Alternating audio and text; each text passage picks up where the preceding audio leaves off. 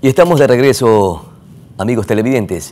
Hoy a partir del mediodía inicia este proceso de transición entre el presidente Guillermo Lasso y el presidente entrante o recientemente electo Daniel Noboa, precisamente alrededor del tema económico para conocer en qué condiciones queda el país en materia de economía. Vamos a conversar con el economista Alberto Acosta, expresidente de la Asamblea Nacional Constituyente, a quien le agradecemos muy gentilmente por atender este diálogo. Él se encuentra en Alemania. Muchísimas gracias, doctor. Y empezamos. ¿En qué condiciones queda el país, tomando en consideración que el gobierno nacional ha argumentado que deja una economía saludable? Sin embargo, hay expertos, analistas que dicen que tenemos una economía en desaceleración. ¿Cuál es su criterio? Bienvenido, economista. En primer lugar, un saludo fraterno. Me parece que hay que comenzar a analizar las cosas con mucha frialdad, más allá de las buenas intenciones carentes de profundidad del discurso gubernamental. Decir que la economía se encuentra saludable y que puede tener una expectativa de crecimiento importante es absolutamente falso. Lamentablemente, la realidad que atraviesa la economía ecuatoriana, la sociedad, la institucionalidad política, es de una crisis muy compleja y difícil.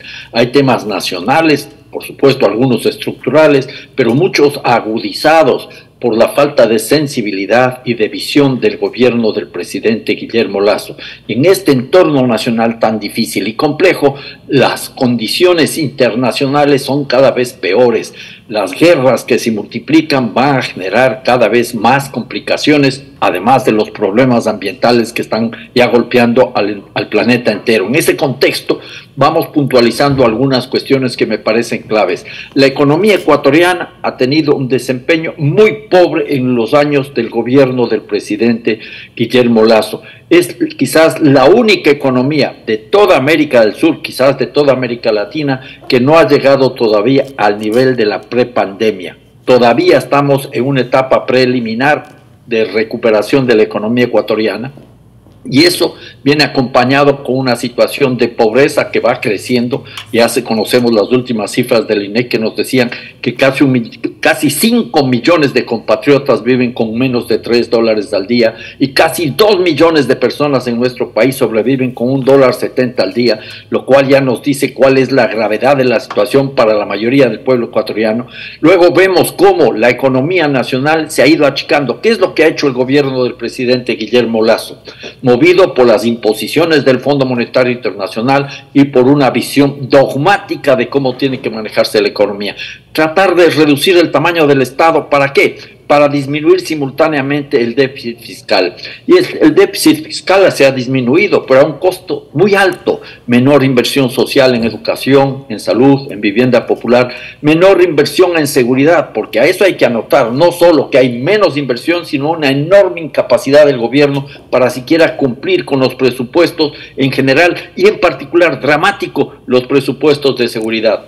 De acuerdo al escenario que usted plantea, economista, la situación en nuestro país es bastante lúgubre y sobre todo que se suma algo sumamente importante que usted acaba de mencionar y que es precisamente las guerras que se están provocando en otros países. Aunque están distantes, seguramente habrá una afectación. Sin embargo, también hay algunos indicadores que hay que tomar en consideración y que provienen justamente del INEC. Por ejemplo, el desempleo tuvo una baja pequeña, leve, pero interesante. En agosto del 2023 se situó el desempleo en 3.5% de acuerdo a la población económicamente activa y precisamente en el 2022 este mismo desempleo estaba en el 4%, es decir que esta cifra bajó. Estas no son mejorías que permiten un poco decir, bueno, la economía está complicada en el país, no existe el crecimiento económico, sin embargo hay algunos indicadores que sí tienen una leve mejoría. Podríamos abordar el tema del desempleo utilizando el indicador del desempleo abierto, pero habría que utilizar el indicador del subempleo o del desempleo encubierto. La población económicamente activa que tiene un empleo adecuado debe estar bordeando los 32-33% este rato. Tenemos cifras realmente preocupantes.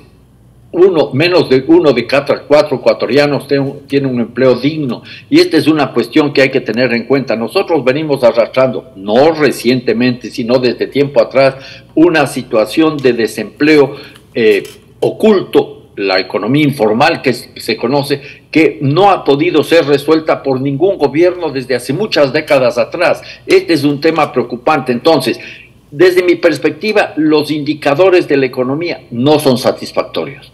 Se ha logrado reducir el déficit fiscal a costa de paralizar la actividad económica.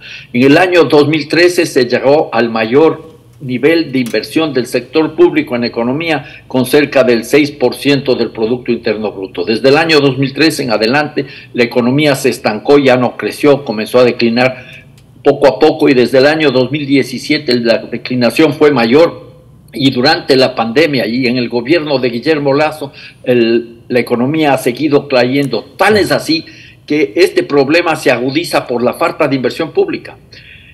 El año pasado se invirtió 1.6% del Producto Interno Bruto de parte del Estado ecuatoriano, pero la mayoría de esa inversión fue del gobierno, de los gobiernos autónomos descentralizados. Esto explica cómo fue posible, ante la menor inversión, que se logre reducir el déficit fiscal, pero eso ha estado desacelerando la economía y la desaceleración de la economía genera una serie de dificultades, menores ingresos fiscales, mayor desempleo, mayor afectación a las empresas y es un círculo vicioso que no se va a resolver si se sigue manejando de esa manera. Entonces, ¿cómo entender que hay un gasto público que rebasa los 80.000 millones de dólares y no se ve reflejado en la inversión en obra pública ni tampoco en la atención de los servicios elementales básicos que deben precisamente cubrir esta necesidad entre los ecuatorianos?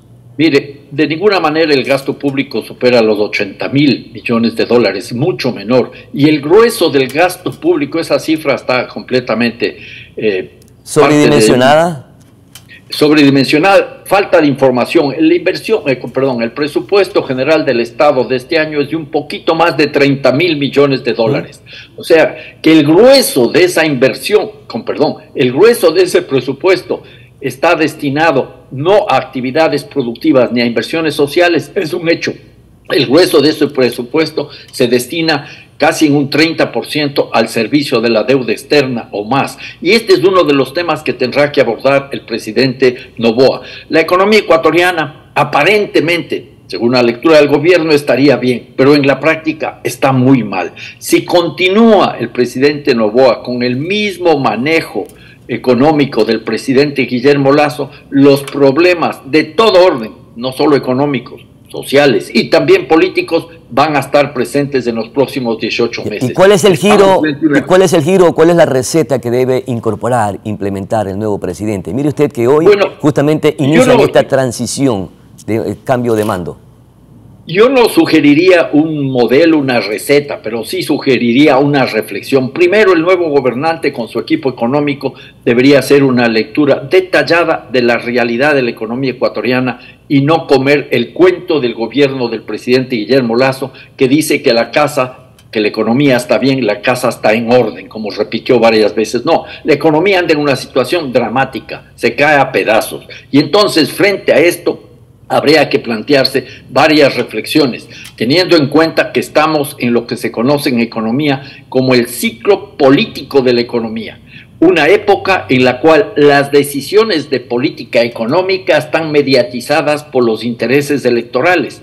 Eso lo vamos a ver en los próximos 18 meses porque ya el presidente entrante, el presidente electo, ha demostrado su intención para terciar nuevamente en las próximas elecciones del año 2025. Esa intención ya está demostrando también una visión absolutamente coyuntural e inmediatista del manejo de la política económica. Los grandes problemas del país pueden quedar sepultados con una avalancha de medidas clientelares que generen votos, porque no creo, sinceramente, a lo mejor me equivoque, que el presidente Noboa va a seguir la senda de Guillermo Lasso y va a tratar de profundizar el manejo neoliberal. Si lo hace, tendrá que atenerse a problemas cada vez más complejos y el resultado electoral del año 2025 será muy diferente a lo que acabamos de vivir. Sin ser defensor del gobierno de Guillermo Lasso, sino que siendo un poco más realista, ¿por qué responsabilizar a un gobierno que tuvo 2 años, o va a tener prácticamente 2 años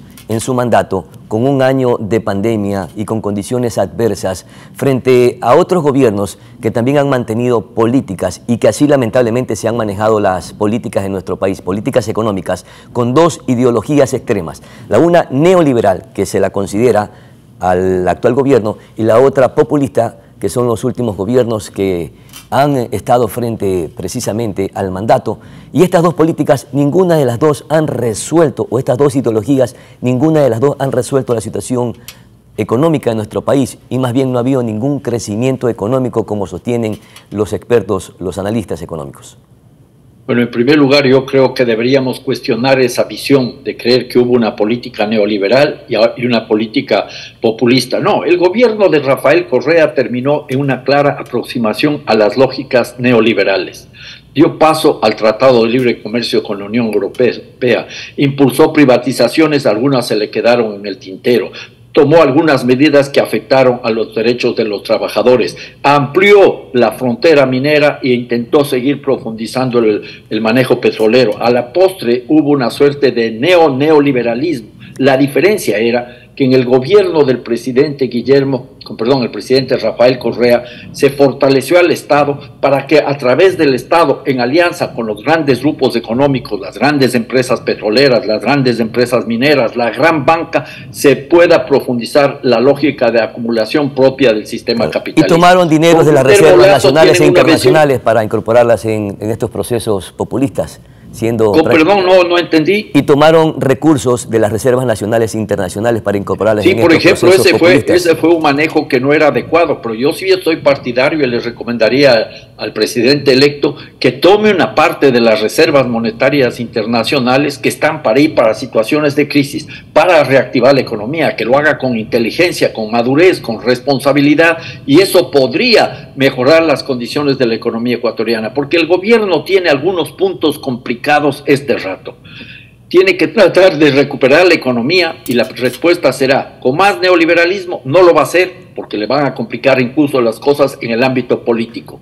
Tiene que hacer con una lógica de inversión del sector público, una suerte de neo-keynesianismo, y entonces utilizando parte de la Reserva Monetaria Internacional puede alentar la obra pública tanto del gobierno central y sobre todo, diría yo, de los gobiernos autónomos descentralizados. Con eso puede generar una mayor dinamización del aparato productivo y de la economía en general para tener más empleo, pero debería preocuparse sobre todo por el agro.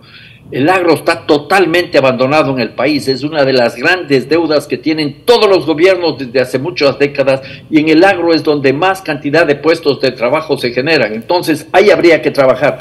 Luego habría que buscar mecanismos para canalizar financiamiento hacia las medianas y pequeñas empresas. Las MIPYMES, como las conocemos, generan más del 90% del empleo. Las empresas de 1 a 9 personas generan más del 70% del empleo. Y aquí viene el punto, yo diría, cómo se le pone el cascabel al gato en este momento en el corto plazo, cómo se reducen las tasas de interés. Este es el punto medular. En el mediano y largo plazo hay que ir estableciendo unas medidas estructurales mucho más profundas, pero en el corto plazo, cómo se reducen las tasas de interés. Y ahí habría una salida que no es solo administrativa. Y a propósito, de aquello, economista, para darle sostenibilidad al presupuesto general del Estado y a las medidas que usted acaba de mencionar, hay una trilogía de elementos que permiten darle esa sustentabilidad. Entre ellas, vía recaudación, promover las exportaciones o endeudamiento. ¿Cuál de esas 3 debe escoger el próximo presidente para darle esa sostenibilidad a la economía y el presupuesto general del Estado? Mire, me parece que esa trilogía hay que analizarla no en clave de lo uno o lo otro. Hay que ver cómo se puede recuperar la economía ecuatoriana para que incluso mejore la recaudación tributaria. Si seguimos recaudando más con una economía que tiende al estancamiento o ya está estancada, se va a ahondar la situación de recesión. Entonces hay que recuperar la economía ecuatoriana, y para recuperar la economía ecuatoriana tenemos que trabajar en varios ámbitos. Uno, para mí, fundamental, lo acabo de mencionar, es el sector del agro. ahí hay que trabajar. El otro punto clave para mí es reducir las tasas de interés para tener recursos que permitan reactivar la economía, beneficiando al agro por un lado y por otro lado, sobre todo a las pequeñas y medianas empresas. ¿Cómo reducir las tasas de interés? Le digo, esta es el cascabel que hay que ponerle al gato en el corto plazo. Hay que romper el poder del oligopolio bancario. 5 bancos controlan prácticamente el negocio bancario en nuestro país y trabajan como un cártel. ¿Cómo hacerlo? Estableciendo un gran frente de banca pública estatal, el Ban Ecuador, ya, banca pública no estatal, el BIES de la Seguridad Social. Ahí le incorporaría yo al Banco del Pacífico, que no debe ser privatizado, y por igual a las cooperativas de ahorro y crédito y a las cajas de ahorro comunal. Con todos estos elementos... Buenos puntos, seguramente serán dinamizadores de la economía para que se comience a regar el dinero en todo el país, sobre todo en las personas que más lo necesitan. Muchísimas gracias, mi querido economista. Algo cortito nada más, porque estoy con el tiempo cortito.